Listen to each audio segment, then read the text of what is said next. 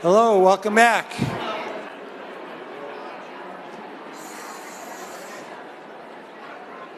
Ready to get started again with a real highlight of the afternoon. So did everyone learn something in the past hour?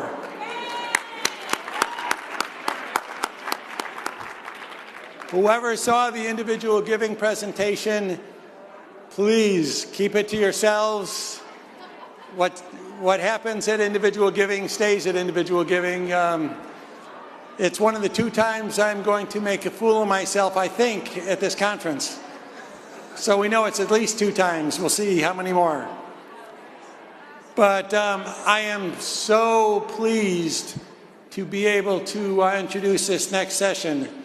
I think we've been doing it for the past few years, and I think most of us can agree that other than the medical update, which is so critical and so important and so anticipated, this is the best session that we have at VLC. It's because we get to put things into perspective, to listen to adults who are living with cystic fibrosis and hear about their hopes, dreams, challenges, and for those of you who ran out of Kleenex earlier, I suggest you get some more. But here we go. It's my pleasure to introduce really one of the conference highlights, as I said, the adult CF panel.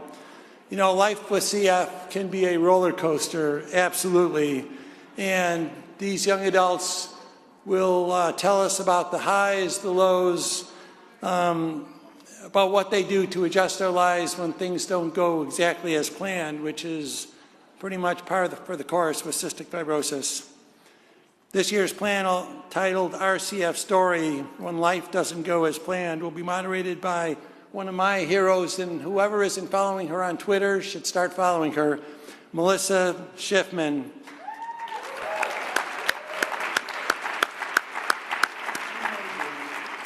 In addition, via technology, we have Danny Bessette and Cherise Kunzel, who will be joining as well. So here we go. Hey guys, let's get started.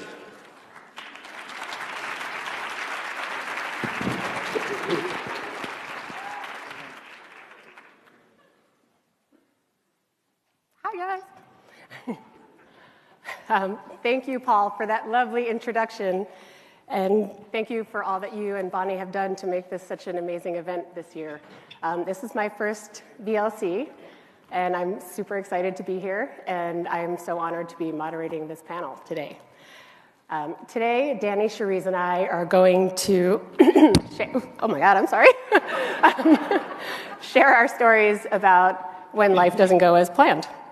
I'm sure everyone in the audience and watching online can relate to this topic, but it holds special significance when you have cystic fibrosis.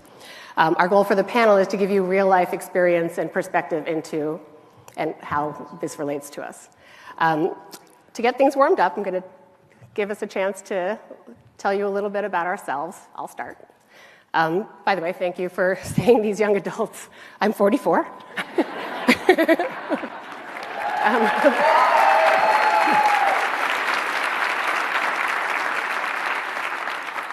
I live in New York City with my husband, Steve, and our 2 kids, Chloe and Judah, who are here with us today. I'm also joined by my parents, Mindy and Steve Solomon, who are here from New Jersey. Can you guys stand up? Thanks for coming in at the last second. Stand up, wave, hello. Show people who you are.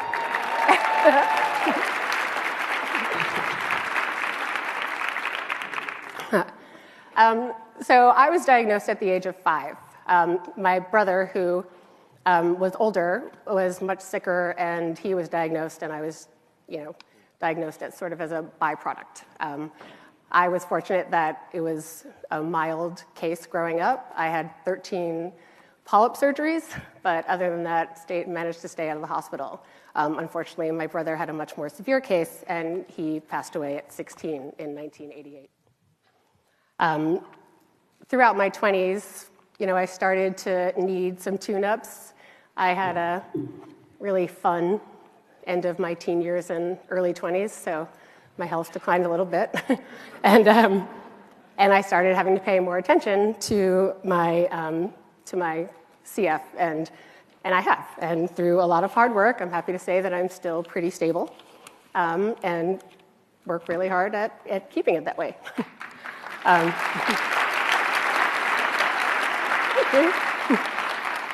I've been volunteering with the CF Foundation for a long time. It started off with my local chapter, participating in great strides, and I wound up on the planning committee, and even though every year I think, okay, maybe I'll pass on the torch to someone else, I'm still on it.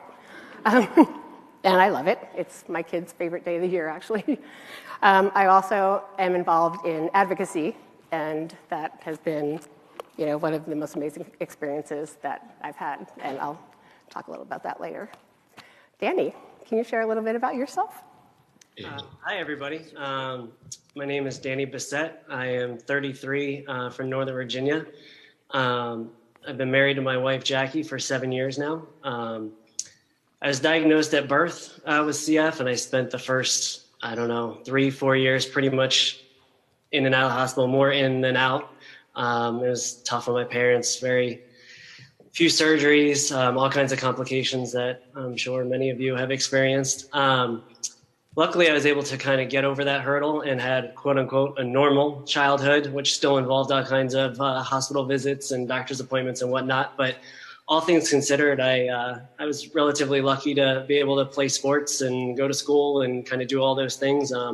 Played every kind of sport that I could, get my hands on. Hockey ended up being my kind of one passion, and I credit being active and playing for really keeping me healthy for most of my teen years. It ran its course. My talent level peaked out a little bit into college, so now I live vicariously through high school students. This will be going into my 6th year of coaching high school. I would say, so much like this, college was a little rough on me. My health started to decline rather rapidly. During college, staying in shape and being active kind of was replaced by maybe not so wholesome activities as many of us do in college, and kind of went a little bit downhill from there over the next several years, culminating in a lung transplant, a double lung transplant 15 months ago at the age of 32. My lung function at that point was 22%, and I'm happy to say that recently it was up to 108%. It went.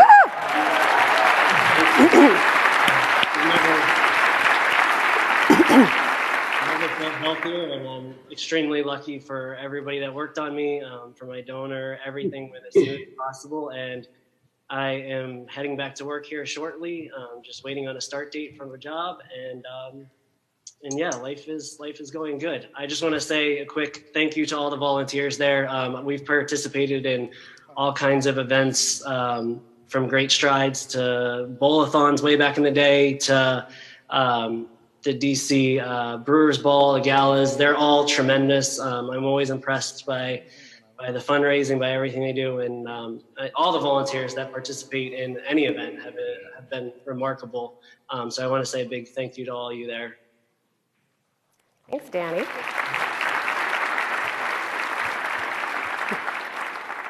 And Cherise, if anything exemplifies our topic today, when life doesn't go as planned, we got an email yesterday evening that she was being admitted to the hospital last night.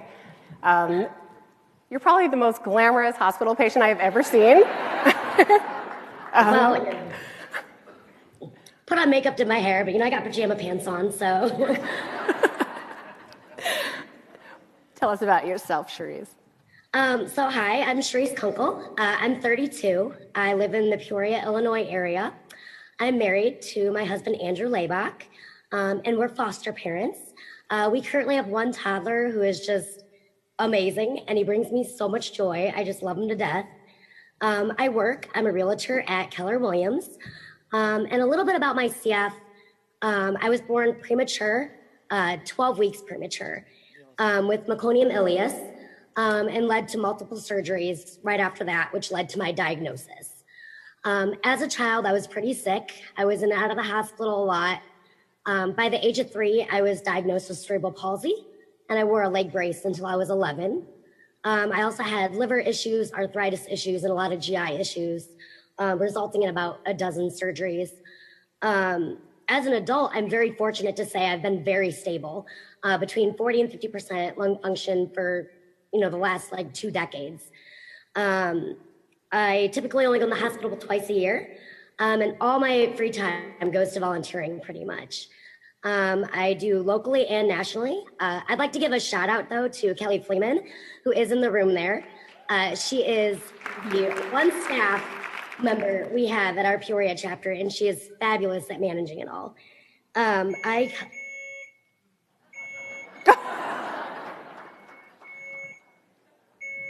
Air in the tank? I don't know, I just silenced it. I help co-chair, we'll just kind of ignore it for now. I help co-chair the Peoria and Champaign walks, and I personally host 3 passion fundraisers a year, including a walk of my own in my hometown. And then I have a National Great Strides team as well. And then nationally, I am part of the Voice Community, the Champions Committee, and the Adult Advisory Council. And my husband and I, in any free time we have, we tend to blog at morethandna.org, which is our family blog. I'm just super excited to be able to still do this, even if this is where I am.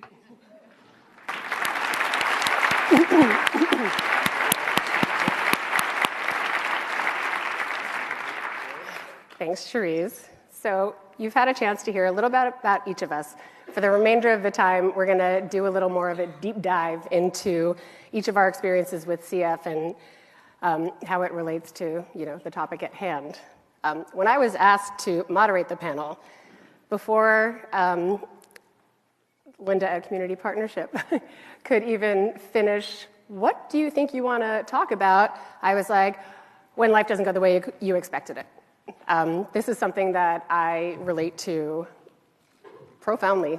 And for me, it resonates mostly when I think about career.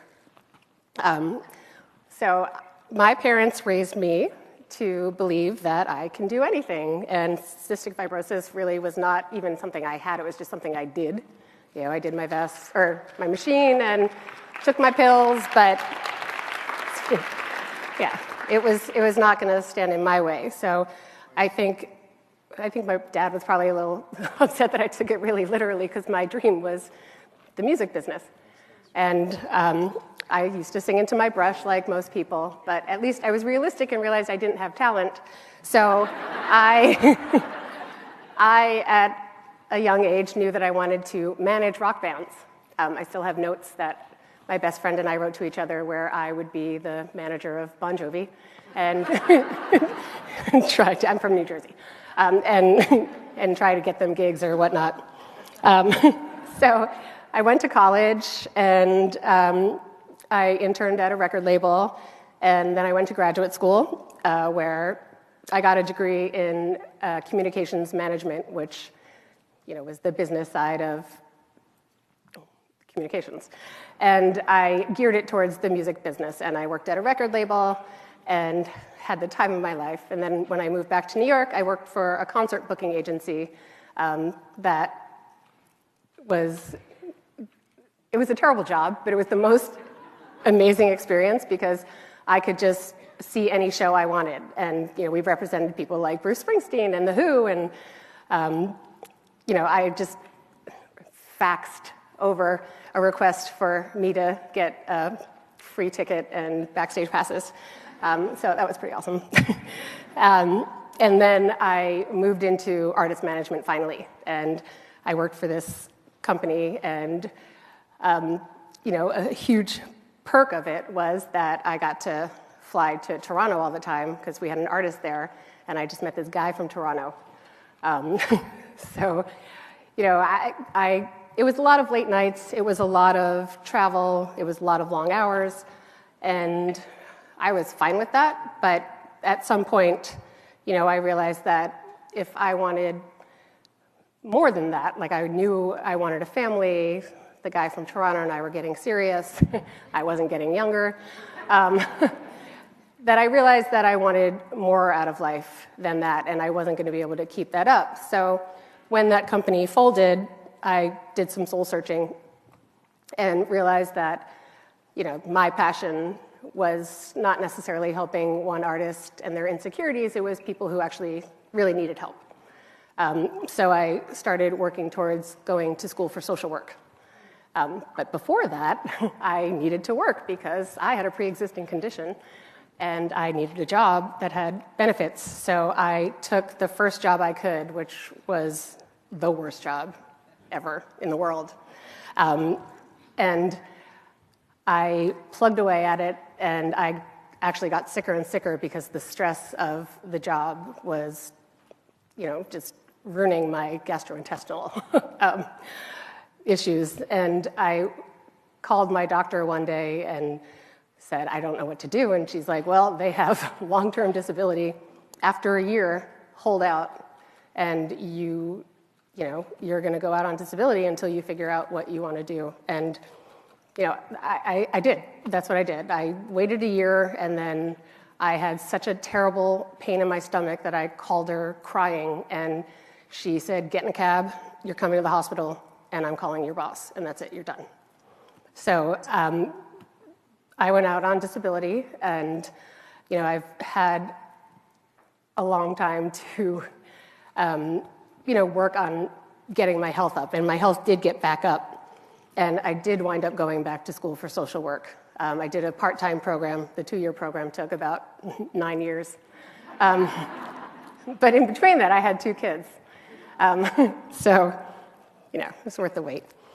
Unfortunately, I'm still on disability because I have cystic fibrosis, and I have to keep maintaining my health so that when these amazing drugs we heard about today come out, I'm at my optimum. And I have 2 kids, and that takes a lot of running around and juggling and taking care of. Now they're a little older, but I realized I couldn't have it all, and that to me has been probably the hardest thing that I've had to deal with. Like, I thought that I was going to be this music industry mogul at this age, and I'm not. Luckily for me, I have had this amazing opportunity to volunteer with the CF Foundation and do advocacy work, which married my social work policy nerdiness and my desire to get out and do something and make a change. So I've been so fortunate that for the past 3 years, I served as a national advocacy co-chair with Rebecca. And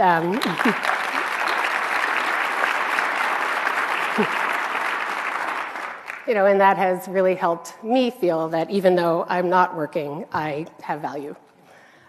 So I appreciate that. Danny. Smooth transition. Danny. How do you feel that your health has influenced your career decisions? It definitely has. I mean, right from the time I finished high school, I don't feel like I was really ready to go to college. I actually kind of wanted to take a year off and figure things out. But to your point, I had a pre-existing condition, and being able to stay on my parents' health insurance was goal number 1 at that point. So off to college I went at 17, unready, and my grades definitely showed that I was not ready, but managed to kind of get through it and graduated college not having really any clue exactly what I wanted to do. So I took a couple of jobs to try to figure things out. I got a job at a law firm to quickly find out law school was a definite no. Did a couple of other things to kind of feel out what it was I might want to be, and might want to kind of focus my career aspirations on. One of the things I found that I kind of enjoyed in my college degree was in criminal justice, was either working for law enforcement or something to do with the military. Obviously, both presented some rigorous physical challenges that were giant hurdles to clear. And I applied to be a police officer, went through the process, got actually pretty far in, and then was told nothing specific. They never referenced physical abilities, but I have a good feeling that that was part of their decision not to hire me. So I moved on and kind of tried to figure out another avenue, another way I could kind of pursue a career, in that avenue, and ended up getting a job with the Department of Defense and thought, great, here I go, I can start a career. Was working at the Pentagon and doing 45, 50 hours a week, and quickly found out my health was just in no condition to kind of handle that. And I was there, I was trying to learn. It was by no means a glamorous job, but it was at least a start. And I felt like I was gaining a little bit of traction, and then multiple hospital stays kind of interrupted that. And, much to not as my plan, I had to kind of readjust on the fly and realize at this point in my life, this is not the way to go. So I cut my hours and took a part-time job for a little bit. Luckily, I was married at the time, so my wife's health insurance kicked in at that point. And then I eventually had to go on disability, as well as my lung function dropped into the 30s. And my number one goal was just taking care of myself and trying to stay healthy enough that, a transplant was a possibility. That was the difficult time, was waiting in this transition period of being too sick to really work or really do much. Coaching and training was something I did on the side and I loved. Luckily, that kind of channeled my energy. But there was still something missing there that I couldn't really replace. And then luckily my transplant, everything went smooth, and here I am healthy. And I'm looking at actually taking a job with the local law enforcement office, not as an officer, but in some capacity. So at least I can explore that avenue and see if that's something I want to be when I grow up, which I'm still trying to kind of figure out. I'm just lucky and blessed that I get a second chance here, and hope to make the most out of it.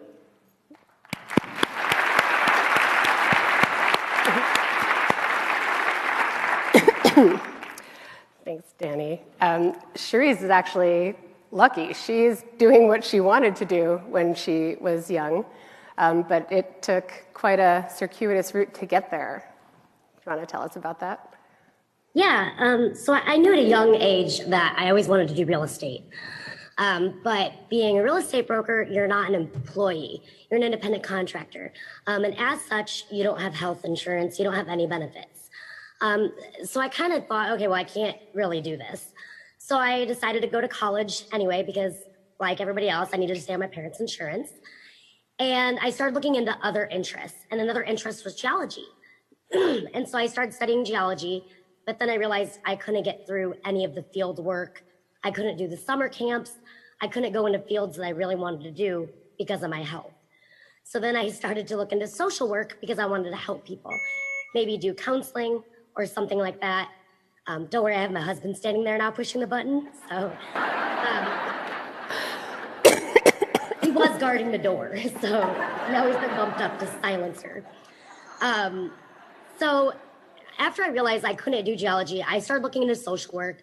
I went to grad school for social work, and within the first semester, my health just kind of took a dive. My husband now, who was my boyfriend at that point, we had already gotten pretty serious and started talking about marriage, but he hadn't proposed, we hadn't gotten engaged, anything like that. We decided that it made sense. We knew we were ready to get married. And he proposed a couple months later, and we decided to get married 8 months after that. And a big perk was I went on to his insurance, and I was able to pursue real estate. So I've been doing real estate now for 2.5 years. And, while it's still hard work, it's very flexible. I work mostly from home. So I'm very fortunate in that aspect. And hopefully it'll keep going well for me. Yeah.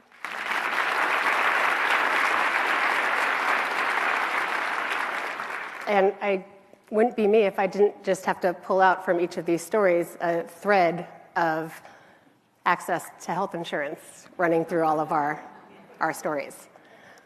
So advocate. I think it's something that not only affects us as we decide what kind of career we're going to choose. You know, I know my father stayed with a job longer than he probably would have liked to because the health benefits when I was a kid were too good to pass up. I know my wife has kind of stayed on a job longer than she may have wanted to because of healthcare. So it's definitely something that affects not only us, but, you know, our families around us are big time affected by that as well. Absolutely. And this health insurance struggle that my husband and I seem to go through every couple of years is, you know, it's real. So we've also had different expectations when it comes to relating to family and how we wanted to go about having our own families. Cherise, can you talk about your experience? Yeah, you know, growing up, I've always been very optimistic, but also realistic. You know, at a young age, I had already a ton of surgeries that pretty much made it impossible for me to be able to have children when I was older. And luckily, when my now husband and I kind of started dating, he already knew everything about me because I was blogging and he had read all my blogs. So he already knew I couldn't have children. So very early on in our relationship, we had already talked about it, and he was okay with, exploring a family through non-traditional routes. So when we decided to start a family, which was about last year, we looked into surrogacy, adoption, and fostering. And we looked into costs for the first two, and we also took classes for fostering because they were free. Within a couple weeks of taking classes, we knew it was the right fit. We had heard from foster kids how much of a difference, a good foster family can make, and we just knew we were meant to do that. And while, we would adopt any foster child if the chance arose, we definitely felt like it was something we should do. Also on that, I think not only are we helping children and they're bringing joy to us, but I think logistically and everything, it works really well. I can say that, I can't carry around a baby all the time because they weigh too much.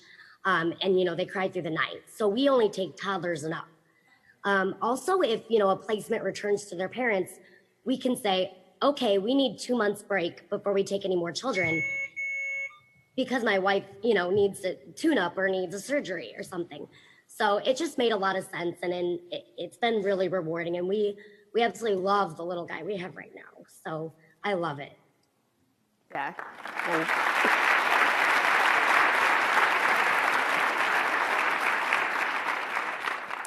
I was so excited when I first got to talk to Cherise because I have a friend who had done fostering in New York, but, it's not something that's talked about so much in our community for people with cystic fibrosis, and I think she's killing it. Like Cherise, I love kids. I've always wanted kids. It didn't occur to me that I wouldn't have kids. I don't know if that's that I'm not realistic like she is, or I just, very optimistic. But I have 3 cousins who are younger than me that I absolutely worshipped and babied, and I just knew that not only did I want kids, I wanted a few kids. I wanted 3 kids originally, but, I had 1 and realized that 2 is good.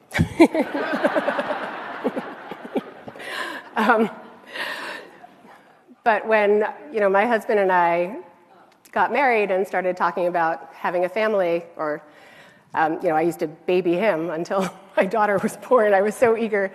And, we obviously talked with my doctor about it, scared the daylights out of her because, it was still, my daughter's 13. So back then it wasn't very common for people with CF to have kids. So, but I was so motivated that I worked my way through. I went to yoga every day. I went to the gym. I ate well. And I, had my PFT went from 48 to 60 because I was like, I am doing this. And my doctor was like, try and get to 60, And so I did. And I've been so fortunate that I had 2 very successful pregnancies. I didn't have any complications. My lungs were fine. I actually felt amazing. And I have 2 amazing kids who are right here.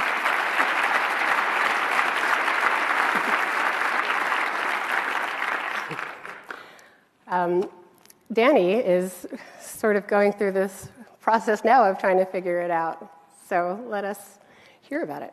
Yeah, Therese, I think you put it really well when you said non-traditional way, and that's kind of the way I was always, my parents were honest with me, and I kind of figured out from a young age that having a family might not happen exactly the way everybody else is, from, finding a wife, finding a spouse, to having kids. It might just be a little bit different. Luckily, I met my wife, Jackie, and she knew all about CF by the time we started dating. Our high school actually does a huge yearly fundraiser that educates, all the kids know what CF is. They raise $200,000 a year doing a big super dance. It's incredible. And she was a big part of that. So knew all about it. We knew each other a little bit in high school, and she was very accepting. She was very willing to make it work, which was amazing and a big part of the reason that I loved her. And she always knew that we might not be able to have kids just the way everybody else was, adopting, fostering, or, kind of other ways were always talked about. And luckily we were both okay with it. I don't know if that's something that I've always had in my mind because I knew it was an option, but adopting and fostering, I think, is an incredible thing. I think it takes a special person to do it. And I think there's a ton of people out there that need the help and need good parents to raise them. So, I think it's an amazing thing, and that's kind of the road we're looking at the moment. We're just starting the process. Who knows where it'll take us, but we're excited to figure it out one way or the other. So.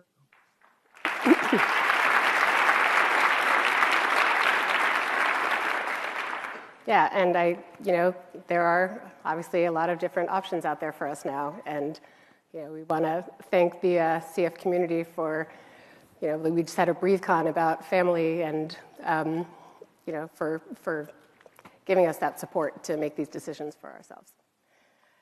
I talked about how I was motivated, and I had a treatment goal that I, wanted to get myself healthy, to have kids. And Cherise, you've talked about something that motivated you in your treatment. Mm-hmm.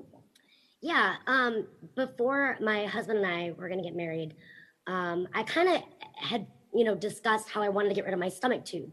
I had had a feeding tube since I was 12. I definitely needed it. I was 45 pounds in 7th grade. And within 2 years after getting my feeding tube, I went to 90 pounds. It literally saved my life. So I don't regret it. And I'm a super advocate for it, but I had it 18 years almost.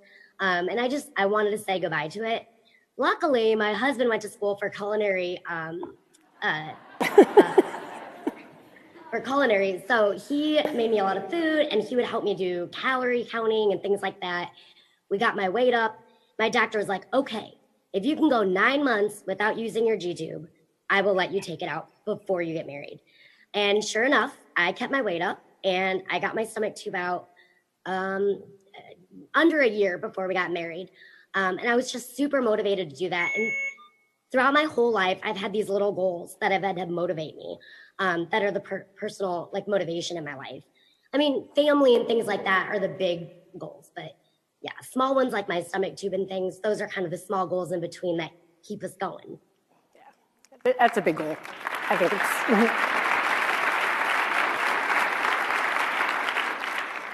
as anyone out here and listening online know, no two people's treatment are the same when it comes to CF. We've all been faced with the need to make different decisions about our care, and we want to talk a little bit about that.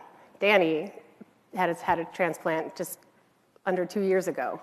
Can you talk about what that decision-making process was like? Yeah, so you talk about motivating factors.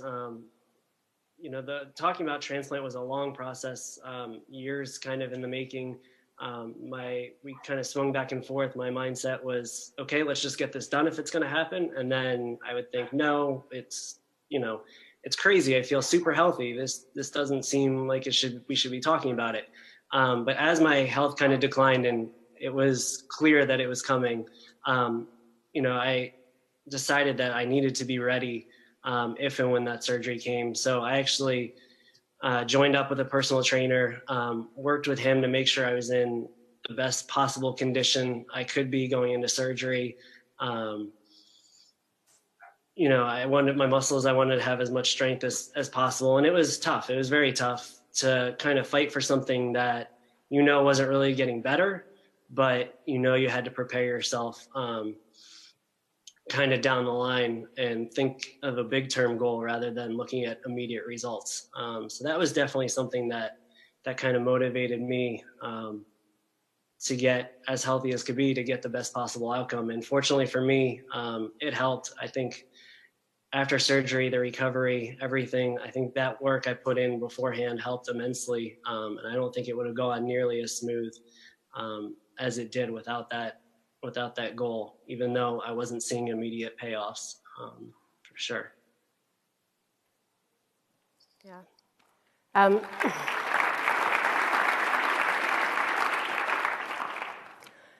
And can you tell us the story that still gives me goosebumps about your wife and you driving to the hospital when you got that call?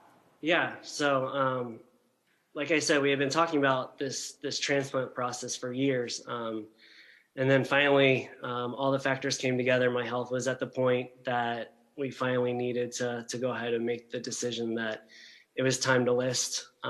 It was right around Thanksgiving. So I said, can I have the Thanksgiving break?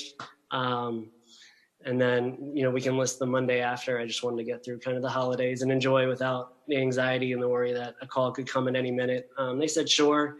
And they told me that I would be contacted on Monday to let me know that I was officially listing that Monday. Well, Monday came, I didn't hear anything. Tuesday came, I didn't hear anything. I figured, okay, they're just doing paperwork, whatnot. And Wednesday, I actually had an appointment up in Baltimore at my CF center that day, and I got a call from a Baltimore number early that morning. So I almost didn't answer it, thinking, oh, it's just a reminder of an appointment or something like that they like to bombard me with. But then I was like, no, I better answer it. Who knows? And sure enough, the call was, we need you to come up. We have a possible lung match for you. That I was going to be a backup to somebody else that had been on the list longer, but they wanted to make sure the lungs were used in one way. So if the person ahead of me, for whatever reason, couldn't go into surgery, they wanted somebody ready. I am not a planner ahead of time. My mom had always told me this would backfire on me, and sure enough, that day it certainly did. We ran around like chickens with our heads cut off, trying to pack bags and do things that I'd realized, I have no idea still to this day what we packed. I don't think we utilized a single thing. I think we just threw things in a bag and jumped in the car. I realized that I didn't share a lot of our, bank account login information. I had all these things I was going to do at some point. I never thought the call was going to come 48 hours into this process. So she's driving, frantically up 95, trying to get to Baltimore from Virginia, which weaving in and out of traffic at that time of day. I'm trying to write down all my in case ofs, just in case something didn't go as planned. And, I kind of want to leave something for them. And I somehow scribbled things out, much of which is very illegible at this time, but I think they know what I was trying to say. We got there, and unfortunately for the person ahead of me, they were a little bit too sick or had an infection or something. I don't know exactly, but they wanted to make sure the lungs got used. So they gave me a call and said, you have about 45 minutes to get to the pre-op room. And so my jaw about hit the floor. Neither one of us could really believe this was going to happen. And so when life doesn't, there was no planning for this. So we just kind of winged it. And luckily my wife had prepared a little bit and called my parents and her parents. So they were there, and part of the CF team there made sure that I wasn't alone and came up and visited me. And they took really good care of me. Unfortunately, things worked better than I could ever have expected. I was told I'd be in the ICU for 5 days. I literally walked out of there 3 days later. They told me I'd be in the hospital for 10 days minimum. I walked out on day 7, and luckily all went well with the surgery. And, I was super blessed. I'll be forever indebted to my donor and think of them every day. It's an amazing decision they made. Unfortunately for the surgery, everything went just perfect. And, I can't say enough about the job they did. And, luckily things went a little bit as planned on their side. So yeah.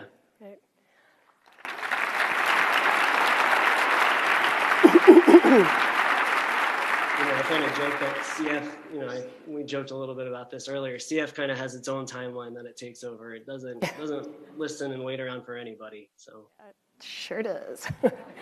So obviously, couldn't be more thrilled that Danny had a successful surgery and all is well. But there was a stumbling block afterward. And, like Cherise and I talked about what motivated us to, keep going. And can you tell us your motivation story? Yeah, so all went well with my lungs. Like I said, I went home, but there's always some kind of complication. Nothing ever goes perfect. So right about a month in, I had ended up back in the hospital with some side effects from medication. Just as I got there, I had a bad GI blockage hit me. I was still in some pain from surgery. I wasn't sleeping at all.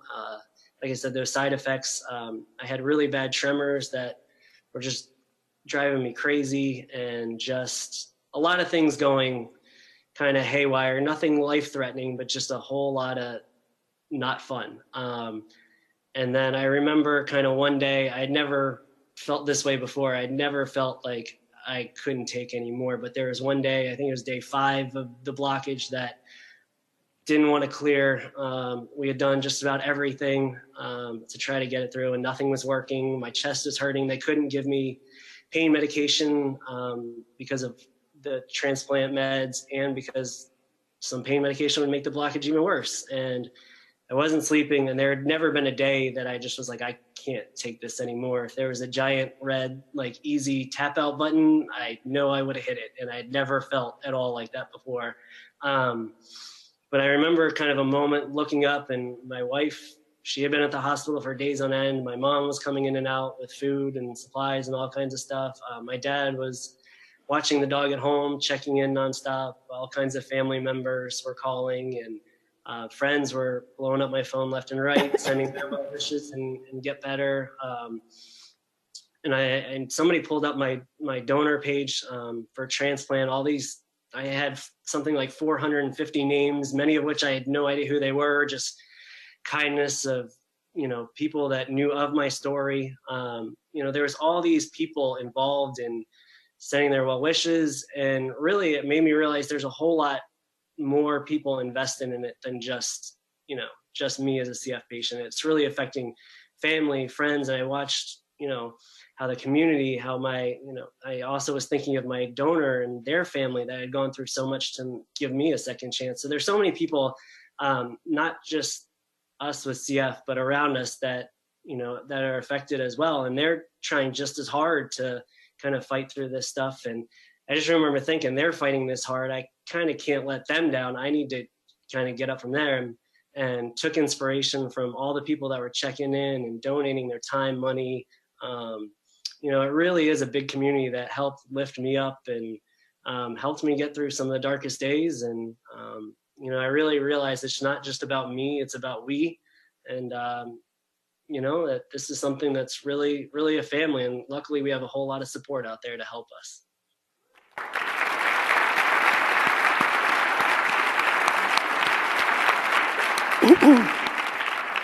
That's right. Cherise, you've had significant health challenges too, but you remain positive, and you have been doing clinical trials since you were a kid.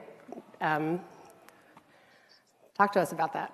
Yeah, like he said, it community is a huge support, and I kind of, from early on, I wanted to do clinical trials. I've probably done maybe 6 or 7, from, gene modifiers to nebulizers to enzymes. And while some of them don't come to market maybe, and that's a little sad, when the ones that you have participated in come to market and they're huge, advances in medicine, it's like the best feeling in the world. Because you're not only helping and advancing your life, you're helping and advancing everybody in the CF community's life. And not every CF individual is able to participate in trials.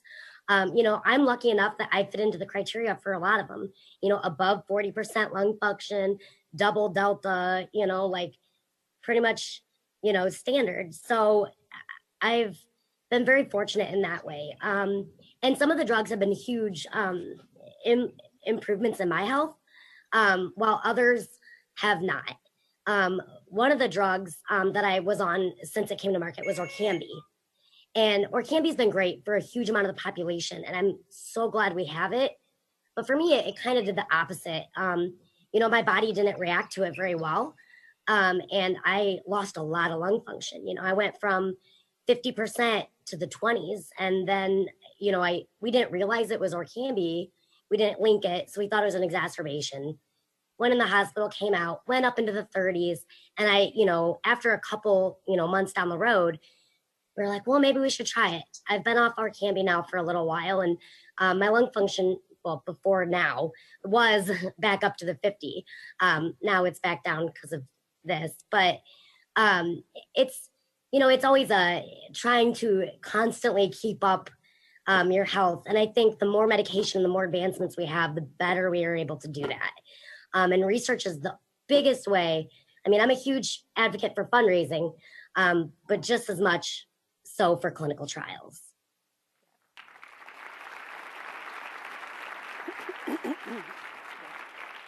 Yes, I'm going to completely agree with Cherise there. I did not participate in clinical trials until recently because, like I said, I knew I wanted to have kids, and my doctor was very adamant that I should make sure that I'm as healthy as can be, and didn't want to, mess with that at all, just in case. So now that I, am older, and I've been very eager, obviously, like all of you, for all the new advancements, I did do a clinical trial, and that was Symdeko, which we know came to market.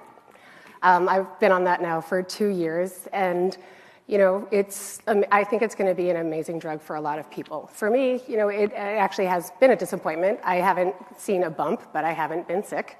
But I'm not going to let that discourage me. I am excited about what's coming up next, and I am, calling my doctor almost daily to be like, when's the clinical trial coming? I want to be on the triples. So, I'm going to keep going with that, because to me, that, it's the only way, and I am so excited at the research that we heard of today. That's just going to be incredible for all of us.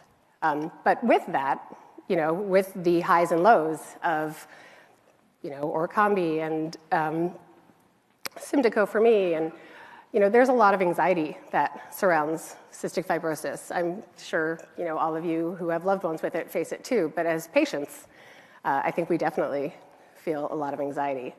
And I don't blog, because I'm old, but I wrote a blog. I wrote one blog entry, and that was about, my anxiety about being a mother with cystic fibrosis and having 2 kids who know that their mother has cystic fibrosis and what that means.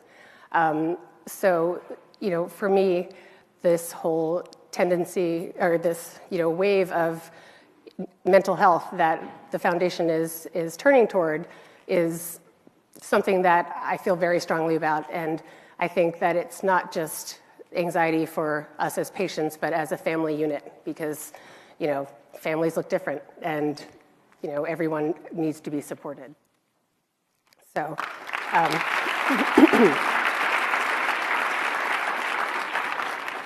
I know I'm not alone in this. No, I know growing up, I had a younger sister, and, while my parents never let their worry, upset me or anything, I know every time, even now as she's an adult, if I go into surgery, she's either there waiting or she's texting for updates constantly. I've never been in that shoes, I've always been the most CF, but I can't imagine what, my parents feel, or my husband feels, or my sister felt.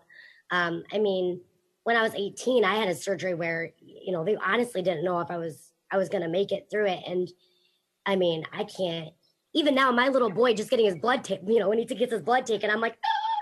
So I can't imagine what they went through. Yeah, totally. Sorry, you just remind me when my daughter has to get a shot, and I'll be like, do you want me to hold your hand? She's like, you mean do you want me to hold your hand? Because I'm still petrified.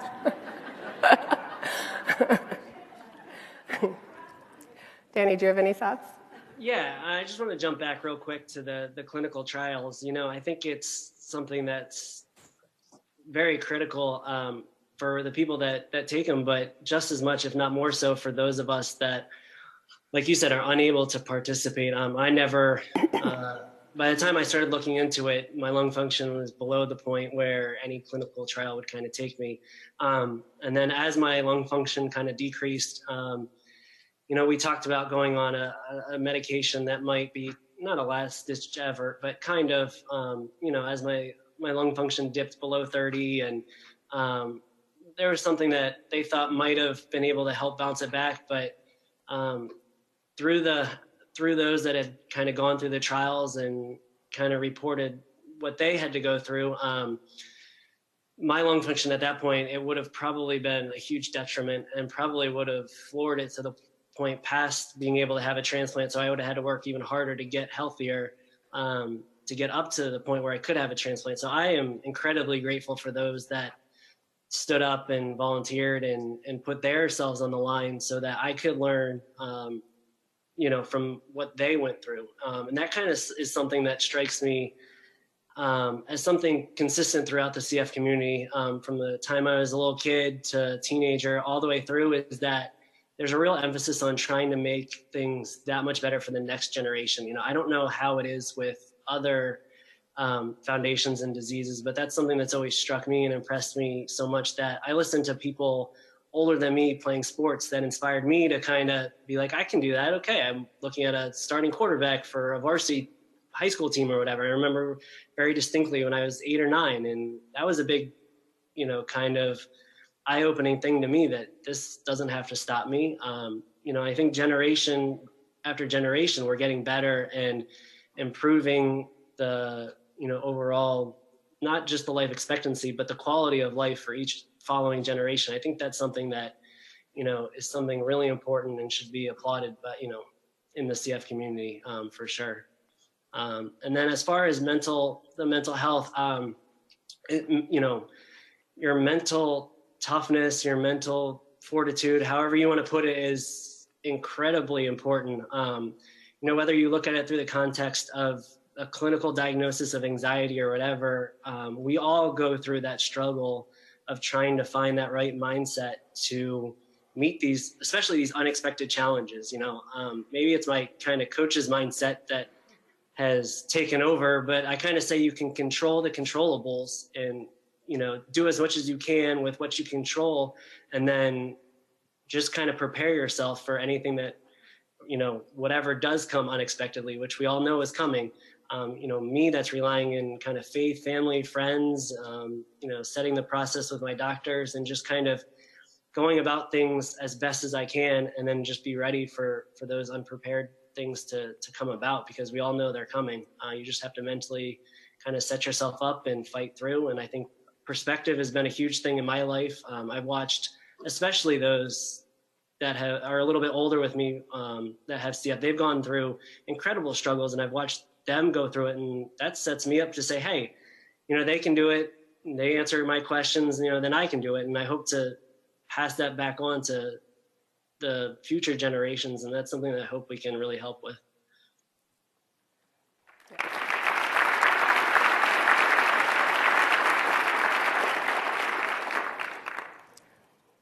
Therese, you look like you have something to say. No, I was just completely agreeing. Thinking back, I grew up in a time where we didn't know about cross-infection. I grew up when there were CF camps. So I had that support, and, you have to think about the younger generations nowadays and how they don't have that. We do have the Great Strides, which are outdoor events, but they don't have that bond. And so we've done a lot with social media and conferences like these, which have really helped, but you have to think about how it impacts the future generations as well, as far as socialization and things like that. Exactly. And, I think back to when I was younger and, we shared hospital rooms and, one of the most meaningful things for me and for, I think, Steve, when we were first dating, my social worker at my center put together a support group, and we would meet around the table and talk. And it was so helpful for me, and I really relied on that group. And when guidelines came out and we weren't allowed to be in the same room together, and still the internet was kind of newish, I really missed that, and I felt that lacking, and luckily I still got to keep in touch with a few people online. Hi, Rich. But these events like BreatheCon, which is the adult CF conference that you maybe have heard about, have been instrumental. And I feel like I've opened myself up to a new community. I know many of you out here because of the advocacy work that I do, and I'm usually with all the parents, and I love you all. But I haven't really been exposed to other adults with cystic fibrosis, and now I've been able to do that, and I'm so grateful for that opportunity. So thank you.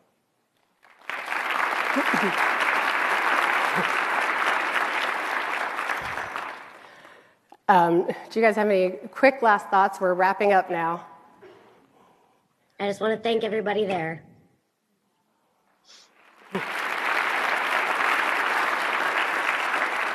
Right, so I just quickly want to say a huge thank you to Linda, Shelley, and Lauren for putting this together and for helping us every step of the way.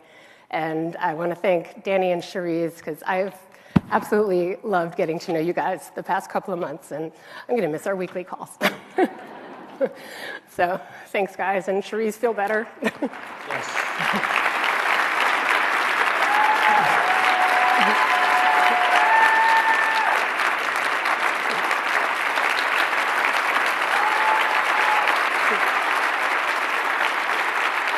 I don't know if you guys can see, but everyone's standing ovation. So wave, do a Queen's wave.